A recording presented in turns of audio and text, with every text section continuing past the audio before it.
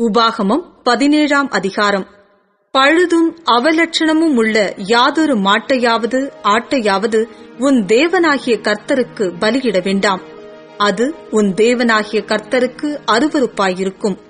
உன் தேவனாகிய கர்த்தரின் கண்களுக்கு முன்பாக எந்த புருஷனாவது ஸ்திரீயாவது உன் தேவனாகிய கர்த்தர் உனக்கு கொடுக்கிற வாசல்கள் ஒன்றில் அக்கிரமம் செய்து அவருடைய உடன்படிக்கையை மீறி நான் விலக்கியிருக்கிற வேறே தேவர்களையாவது சந்திர சூரியர் முதலான வான சேனைகளையாவது சேவித்து அவைகளை நமஸ்கரிக்கிறதாக காணப்பட்டால் அது உன் செவி கேட்க உனக்கு அறிவிக்கப்படும் போது நீ அதை நன்றாய் விசாரிக்க கடவாய். அது மெய் என்றும் அப்படிப்பட்ட அருவருப்பு இஸ்ரவேலில் நடந்தது நிச்சயம் என்றும் கண்டாயானால் அந்த அக்கிரமத்தை செய்த புருஷனையாவது ஸ்திரீயையாவது உன் வாசல்களுக்கு வெளியே கொண்டு போய் அப்படிப்பட்டவர்கள் சாகும்படி கல்லெறிய கடவாய்.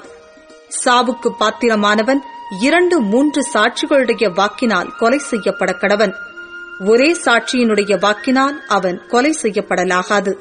அவனை கொலை செய்கிறதற்கு சாட்சிகளுடைய கைகள் முந்தியும் எல்லா ஜனங்களுடைய கைகள் பிந்தியும் அவன் மேல் இருப்பதாக. இப்படியே தீமையை உன் நடுவிலிருந்து விலக்கக் கடவாய்.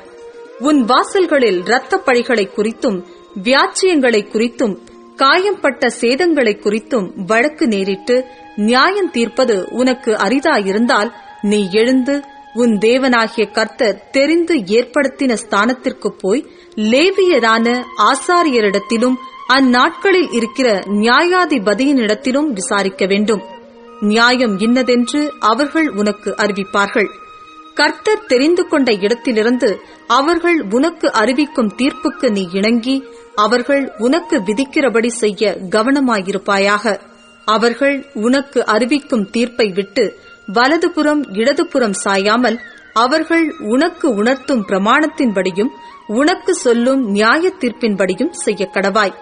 அங்கே உன் தேவனாகிய கர்த்தருக்கு ஆராதனை செய்யும்படி நிற்கிற ஆசாரியனுடைய சொல்லையாகிலும் நியாயாதிபதியினுடைய சொல்லையாகிலும் கேளாமல் ஒருவன் இடும்பு செய்தால் அவன் சாகக் கடவன்.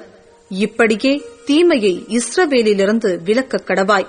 அப்பொழுது ஜனங்கள் எல்லாரும் அதை கேட்டு பயந்து இனி இடும்பு செய்யாதிருப்பார்கள். உன் தேவனாகிய கர்த்தர் உனக்கு கொடுக்கும் தேசத்தில் நீ போய்ச் சேர்ந்து அதை சுதந்தரித்துக் கொண்டு அதில் குடியேறின பின் நீ என்னை சுற்றிலும் இருக்கிற சகல ஜாதிகளையும் போல நானும் எனக்கு ஒரு ராஜாவை ஏற்படுத்த வேண்டும் என்பாயானால் உன் தேவனாகிய கர்த்தர் தெரிந்து கொள்பவனையே உனக்கு ராஜாவாக வைக்க கடவாய். உன் சகோதரருக்குள்ளிருக்கிற ஒருவனையே உன்மேல் ராஜாவாக ஏற்படுத்த கடவாய்.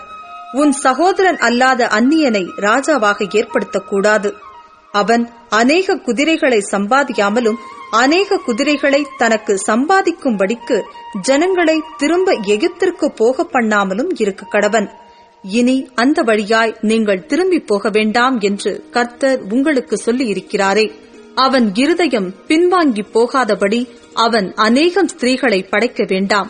வெள்ளியும் பொன்னும் தனக்கு மிகுதியாய் பெருக பண்ணவும் வேண்டாம். அவன் தன் சிங்காசனத்தின் மேல் வீற்றிருக்கும் போது அவனுடைய இருதயம் அவன் சகோதரர் பேரில் மேட்டிமை கொள்ளாமலும் கற்பனையை விட்டு வலதுபுறம் இடதுபுறம் சாயாமலும் இந்த நியாயப்பிரமாணத்தின் எல்லா வார்த்தைகளையும் இந்த கட்டளைகளையும் கைக்கொண்டு இவைகளின்படி செய்வதற்காக தன் தேவனாகிய கர்த்தருக்கு பயந்திருக்கும்படி கற்றுக்கொள்ளும் பொருட்டு அவன் லேவியராகிய ஆசாரியரிடத்தில் இருக்கிற நியாயப்பிரமாண நூலை பார்த்து தனக்காக ஒரு பிரதியை எழுதி தன்னிடத்தில் வைத்துக் கொண்டு தன் ஜீவனுள்ள நாளெல்லாம் அதை வாசிக்க கடவன். இப்படிச் செய்வதினால் தானும் தன் குமாரரும் இஸ்ரவேலின் நடுவே தங்கள் ராஜ்யத்திலே நீடித்து வாழ்வார்கள்.